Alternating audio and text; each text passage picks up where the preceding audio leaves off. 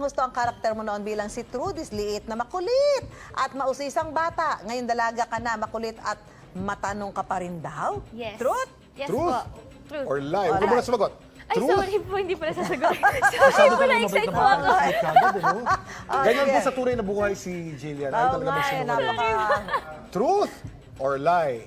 Truth. Truth. Lie detector, truth or lie? Ba, Truth. truth. Okay. Yes, kasi matanong po talaga ako, kahit po sa taping sa mga doktor po namin doon, mahilig po ako magtanong sa kanila. And madaldal din po Ano talaga. yung tinatanong mo ngayon? Kadalasan ano tinatanong mo? Like, paano po gawin yung sa isang eksena? Kunwari po may mga pinapagawa po sila.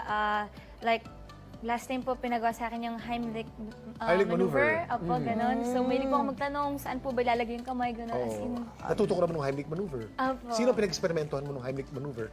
kasi sa ka-eksena ko po kasi siya. Pero syempre hindi po totoo dahil masakit po yun. Sakit yun, no? Oo, masakit Sa po diaphragm yun. kasi yun.